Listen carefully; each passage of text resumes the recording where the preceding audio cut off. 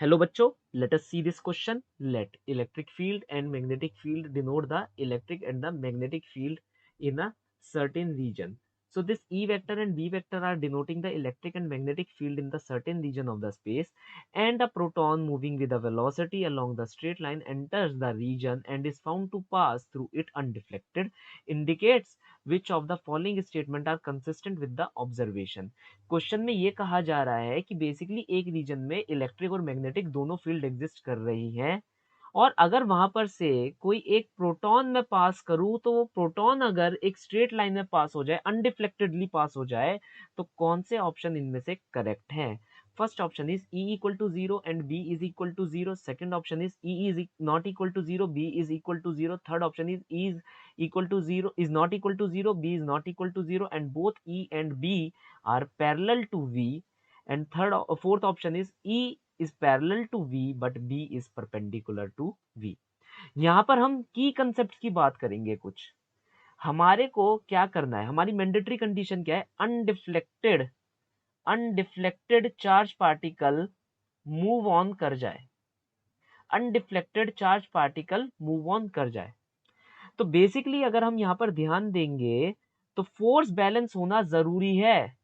Force balance होना जरूरी है. ये एक मैंडेटरी कंडीशन है कि या तो फोर्स बैलेंस हो जाए.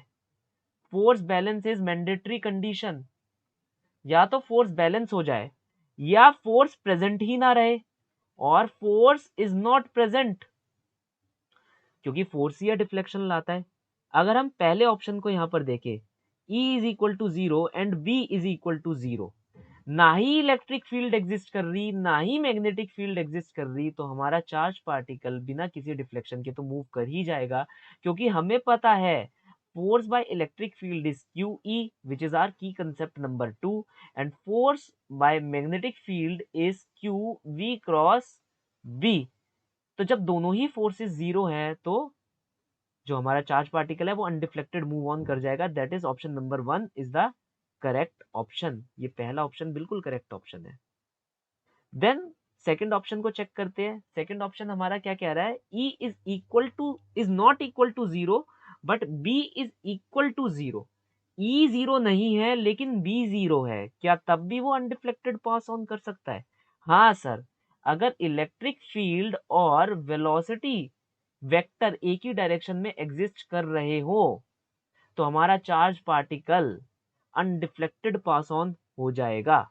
वो एक्सेलरेट कर सकता है लेकिन एक सीधी लाइन में ही वो अपना मोशन करता रहेगा. तो ये ऑप्शन बिल्कुल करेक्ट ऑप्शन है. Then third option, E is not equal to 0 and B is not equal to 0, both E and B are parallel to V. हमसे ये कहा जा रहा है सर कि E और B V के पैरेलल है, और E भी जीरो नहीं है, B भी जीरो नहीं है. तो हम यह कंडीशन बना लेते हैं. ये है हमारी इलेक्ट्रिक फील्ड, ये है हमारी मैग्नेटिक फील्ड. मैं मैग्नेटिक फील्ड को एक अलग कलर से बनाऊंगा क्योंकि दोनों चीजें पैरेलल हैं. और ये है हमारा वेलोसिटी वेक्टर. ये रहा, इस डायरेक्शन में हमारा क्या है? Velocity vector. अब अगर जो हमारा चार्ज पार्टिकल है उस पर मैग्नेटिक फोर्स कितनी लग रही होगी? Q V cross B, that is Q V B sine of angle theta. यहाँ पर वेलोसिटी वेक्टर और मैग्नेटिक फील्ड के बीच का एंगल क्या है? 0 डिग्री. तो आंसर क्या आ जाएगा? जीरो. तो फोर्स बाय मैग्नेटिक फील्ड क्या हो गई? जीरो हो गई. अब force by magnetic field zero हो गई, लेकिन जो इलेक्ट्रिक फील्ड की फोर्स है वो तो चार्ज पार्टिकल पर लग रही है, लेकिन किस डायरेक्शन में लग रही है? डायरेक्शन ऑफ प्रोपोगेशन में ही लग रही है, इसी डायरेक्शन में लग रही है. तो जो हमारा चार्ज पार्टिकल होगा वो अनडिफ्लेक्टेड आगे चला जाएगा, उसे कोई फर्क नहीं पड़ेगा. जैसा पिछला केस था वैसे ही ये वाला केस भी हो गया. नेक्स्ट, तो ये वाला केस भी बिल्कुल सही केस है. Next, E is parallel to V. E तो V के पैरेलल है मगर B is perpendicular to V. यहां पर मैं आपको एक की कंसेप्ट बताना चाहूंगा. होता क्या है, अगर आपकी वेलोसिटी परपेंडिकुलर हो जाए मैग्नेटिक फील्ड के, अगर आपकी वेलोसिटी किसी भी एक सर्टेन एंगल पर आ जाए मैग्नेटिक फील्ड के या परपेंडिकुलर हो जाए, तो बेसिकली क्या होता है, आपका पार्टिकल सर्कुलर मोशन जरूर काटता है, क्योंकि ये जो मैग्नेटिक फोर्स है ये नेसेसरी सेंट्रीपिटल फोर्स होती है. और नेसेसरी सेंट्रीपिटल फोर्स क्या करती है? सर्कुलर मोशन काटने में मदद करती है. तो यहाँ पर कह रहा है ये केस का सिनेरियो मैं आपको बनाकर दिखा देता हूँ, ज़्यादा बेटर रहेगा कि E is parallel to V। मान लेते हैं E इस डायरेक्शन में है और V भी इसी डायरेक्शन में है, लेकिन जो मैग्नेटिक फील्ड है it is perpendicular to V। Magnetic field है वो इसके परपेंडिकुलर है, तो magnetic field J cap direction में है, इलेक्ट्रिक फील्ड और वेलोसिटी I कैप डायरेक्शन में है।